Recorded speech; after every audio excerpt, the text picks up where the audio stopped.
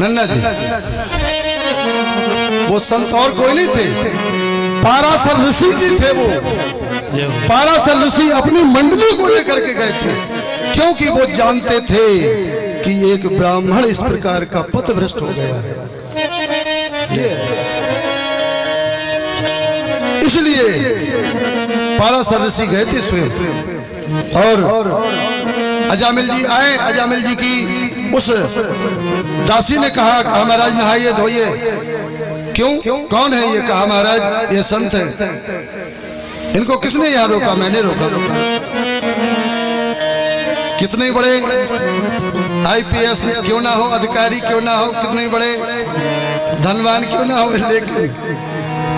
लेकिन जो ग्रहलक्ष्मी होती है ना, उनसे बहुत डरते हैं। और डरना भी चाहिए, डरना भी चाहिए। आइए, तो उस समय नहाया धोया, कहा चलिएगा, चलिए प्रणाम करिएगा। महात्माओं को प्रणाम किया। जैसे ही प्रणाम किया तो महात्माओं ने कहा, यानी पाराशर ऋषि जी ने कहा महाराज एक काम करिएगा, अब तुमने मुझको भोजन पवाया, मुझको प्रणाम भी किया, अब दक्षिणा भी दीजिएगा। तो आदत बन चुकी थी। बोले ओ, भूतों से भी पूत की इच्छा रखते हो? अच्छा, ये कहिएगा मैंने तुम्हारा सोटा लंगोटा नहीं छीना और मुझसे दक्षिणा चाहते, द्रव्य चाहते हो? अरे जी सुनिए जरा, हम आपसे द्रव्य नहीं चाहते हैं। क्या चाहते हो? कहा हम आपसे ये चाहते हैं कि आपकी कितनी संतान है। बोले महाराज जी हमारी कितनी संतान हो, लेकिन संतान की बात नहीं करिएगा, हम संतान नहीं दे सकते। अरे कहा भैया जी सुनो जरा, सुनो बताइएगा। कहा जो आपकी देवी के गर्भ में 9वां जो बालक पल रहा है, कल महाराज जी 9 नहीं 19 हो जाएं, उसकी बात मत करिएगा। अरे दत्ता सुनिएगा जरा, क्या है? कहा हमको लेना नहीं है, हमें लेना देना कुछ नहीं है, बस ये करना है। बताइए। कहा ये करना है कि जब उसका जन्म हो तो उसका नारायण नाम रख देना, नारायण नाम रख देना। ठीक है महाराज। और नारायण नाम जब समय आया, उस बालक का जन्म हुआ तो नारायण नाम रख दिया। अब छोटा सा बालक है, देखिए जब क्योंकि 9 बालक, ये 9वां बालक है, सबसे छोटा है, अवस्था भी इनकी काफी हो चुकी है।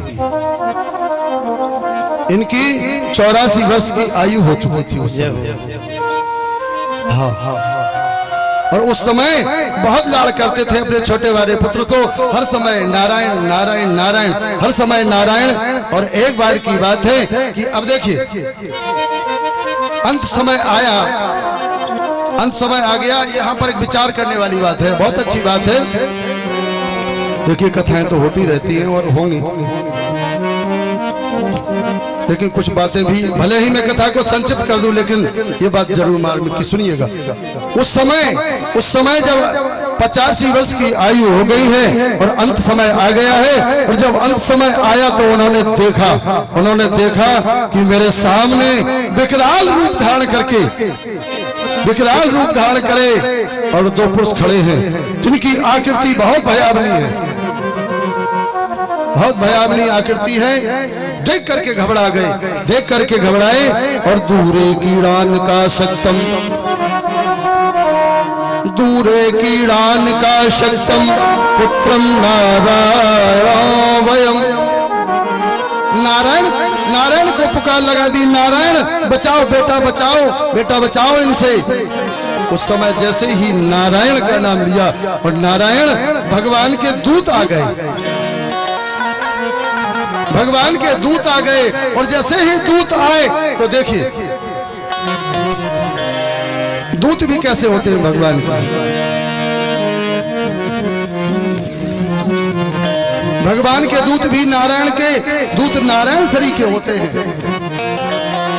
नारायण के दूत भी नारायण के समान होते हैं, उनके भी दर्शन हुए उन्हें। और उन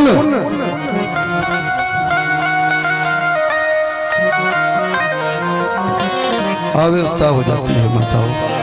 ब्राजिएगा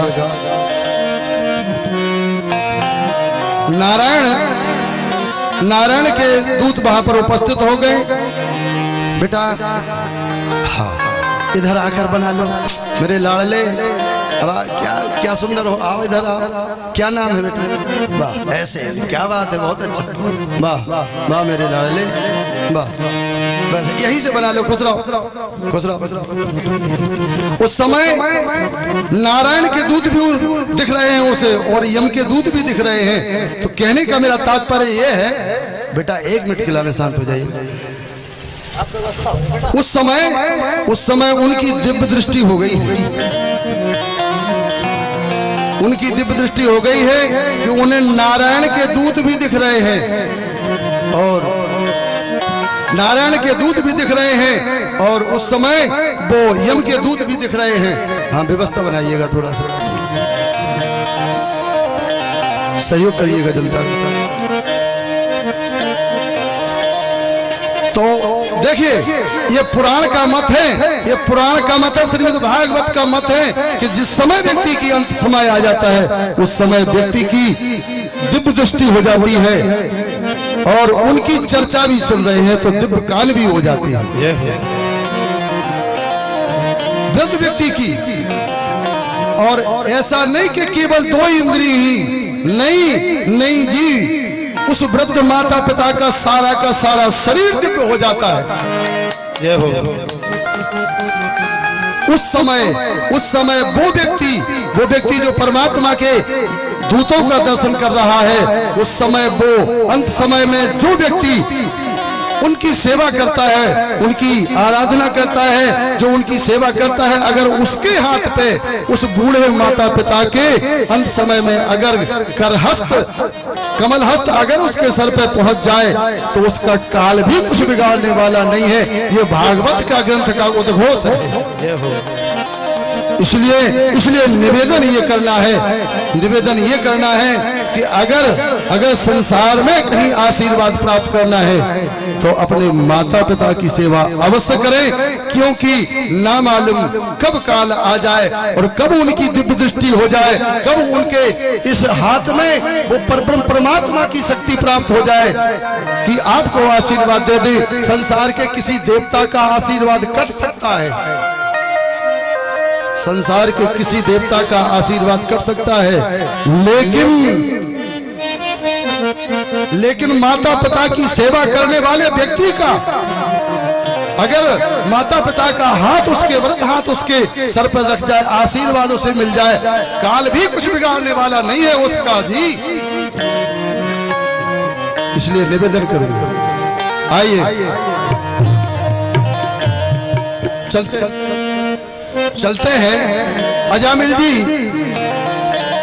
जी ने नारायण के दूतों ने आकर के अजामिल जी को और लेने की इच्छा की। यमदूत अपन को ले जाने की इच्छा कर रहे हैं, अजामिल जी सुन रहे हैं। नारायण के दूतों ने कहा कि अपने स्वामी से जाकर के पूछिएगा, इसने एक बार नारायण का नाम लिया है। उस समय यमदूतों ने जाकर धर्मराज से पूछा, महाराज उसने एक बार नारायण का नाम लिया, बल्कि नारायण का नहीं अपने पुत्र का नाम लिया है, पुत्र का नाम लिया है। तो कहा क्या हो गया? पुत्र के रूप में उसने नारायण का नाम तो लिया है और मेरे दूतों, जहां पर जो व्यक्ति भजन करता हो, मेरा नाम स्मरण करता हो, जहाँ कथा कीर्तन में जाता हो, जो माता पिता की सेवा करता हो, जो साधु संत की सेवा करता हो, जो सात्विकी हो, जो वैष्णव हो, उसके घर में मत जाना कभी भूल करके, उसके घर में कभी भूल करके मत जाना। देखिए यहाँ पर अजामिल जी को ये इतना कष्ट क्यों भोगना पड़ा? जाकर के उत्तराखंड में आप चले गए, क्योंकि उस समय उनकी मृत्यु का समय था। उस समय उनका आपस में विष्णु दूतों का और यम के दूतों का संवाद हो गया और मृत्यु का समय टल गया। ये होता है, देखिए बालक के नाम लेने से मृत्यु का जब समय टल गया, दोनों दूत चले गए। और जब दोनों दूत चले गए तो उस समय उत्तराखंड के लिए इनकी आयु बढ़ गई, उत्तराखंड चले गए और 14 वर्ष और जीवित रहे। देखिए 14 वर्ष और जीवित रहे। ये इनकी दशा ऐसी क्यों हुई थी? इसलिए हुई थी पूर्व जन्म में एक महात्मा थे, उत्तराखंड में तपस्या करते थे, बद्रीनाथ में तपस्या करते थे। माघ का ऐसा ही महीना था, सर्दी बहुत जोर से थी। उस समय महात्मा जी जल में समाधि लेकर के और भगवान का भजन करते थे, समाधि लगाते थे जल में, कुंड में, गौरी कुंड में समाधि लगाते थे। और जब समाधि लगाते थे तो एक बार इतनी सर्दी हो गई कि कुंड का जल हिमखंड में बदल गया। और जब हिमखंड में बदला तो उस समय महात्मा जी अचेत हो गए। और जब महात्मा जी अचेत हो गए, एक बूढ़े ब्राह्मण ने देखा, इनके पूर्व की कथा सुना रहा हूं। एक बूढ़े ब्राह्मण ने देखा कि ये महात्मा मर जाएगा, बचेगा नहीं। तो उस समय दौड़े अपनी जवान पुत्री के पास में आए और बोले बेटा इधर आओ, इस महात्मा को निकलवाओ इसमें से। और जल में से उसको निकलवाए। अचेत हो गए थे महात्मा जी, तो अग्नि से तपाया लेकिन चेत नहीं आया, होश नहीं आया। जब होश नहीं आया तब वस्त्रों में लपेटे लेकिन होश नहीं आया, चेतनता नहीं आई। तब उस ब्राह्मण देवता की सूझबूझ देखिए, बिल्कुल निराली ही थी उस देवता की सूझबूझ। बोला अपनी जवान बेटी से, बोले बेटा एक काम करिए, इस साधु को अपने सीने से लगा करके चरपाई पर लेट जाओ, क्योंकि मनुष्य में, देवी में जितनी शक्ति होती है, गर्मी होती है, उतनी गर्मी और किसी में नहीं होती है। वो रजाई गद्दों में गर्मी नहीं है जो मेरी माताओं के हृदय में गर्मी होती है, ज्वाला होती है, क्योंकि ये ज्वालामुखी भी है। अगर इनकी क्रोध की ज्वाला फूट जाए तो बड़े बड़े देवता भस्म हो जाते हैं। बेटी से कहा, बेटी इसे अपने हृदय से लगाकर चरपाई पर लेट जाओ। पिताजी मैं जवान बेटी तुम्हारी और मैं इस साधु को लेकर के चरपाई पर लेट जाऊं? महाराज पिताजी मेरा धर्म खंडित हो जाएगा, मैं कहीं की नहीं रहूंगी, संसार में मुझे कोई पूछने वाला नहीं है फिर। लेकिन पिताजी ने कहा, बेटी इस समय धर्म नहीं, इसकी जान ज्यादा प्यारी है। इस समय धर्म की व्याख्या करने की आवश्यकता नहीं है। अगर आप धर्म की व्याख्या करेंगी तो इसके प्राण निकल जाएंगे, इसलिए इसे अपने सीने से लगा करके लेट जाओ। सीने से लगा करके वो नौजवान बेटी अब लेट गई, ऊपर से वस्त्र डाल दिया गया। और जैसे ही उसे शरीर की गर्मी मिली और वो महात्मा चेतन हुआ। और महात्मा जब चेतन हुआ तो महात्मा ने देखा कि मैं एक युवती की बाहों में हूँ। और धड़ाम से उठ करके वस्त्र फेंक करके कहा पापनी तूने मेरा धर्म नष्ट कर दिया है। वो बेटी बोली महाराज मैंने धर्म नष्ट नहीं किया है, आपके प्राण बचाए हैं। कहा पापिन मुझे मर जाने देती, लेकिन मेरा तुमने धर्म नष्ट किया है, इसलिए जा बेस्या हो जा।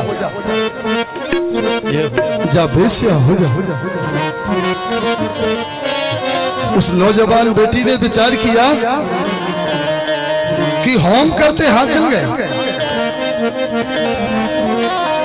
अभिशाप दे दी, महात्मा जी मैंने तुम्हारे प्राण बचाए और आपने ये मुझे श्राप दे दिया,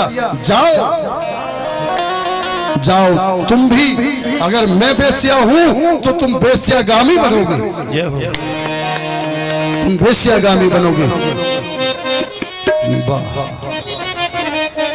हाँ देखिए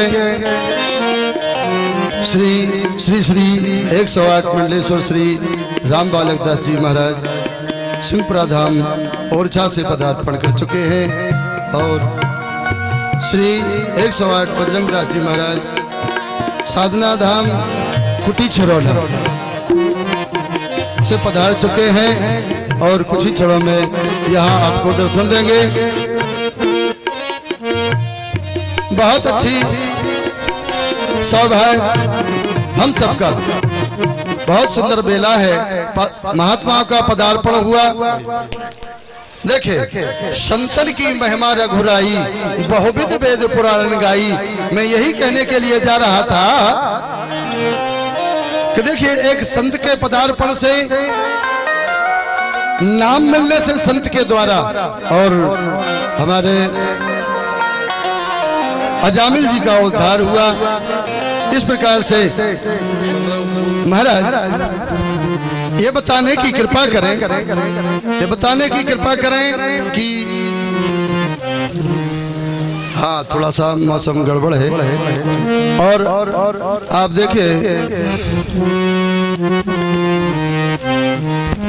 किसी हेलो हेलो हेलो हेलो, मैं माताओं बहनों से विनम्र निवेदन करता हूँ हाथ जोड़ करके, आप ही का कार्यक्रम है, आप ही की भागवत है। थोड़ा गुरुजी को कष्ट होता है जब आप लोग इधर से उधर उधर से इधर होते हो, तो क्या है कि जो कथा की लाइन होती है वो थोड़ी डिस्टर्ब होती है। इसलिए मैं विनम्र निवेदन करूंगा कि जैसा ही बीच में विश्राम होगा, सभी लोग आप लोग आकर के भगवत मैया के दर्शन करेंगे और प्रणाम करेंगे। क्योंकि मैं हाथ जोड़ करके निवेदन करता हूं कि अपनी अपनी जगह बैठे रहें, क्योंकि कथा में काफी डिस्टर्ब हो रहा है। थोड़ा आप लोग शांति बनाए रखें और जहां आप बैठिए वहीं से पैर छू करके आशीर्वाद लें। मैं विनम्र निवेदन करता हूं माताएं बहनों से। हाँ थोड़ा विश्राम, क्योंकि मेघ महाराज ने आप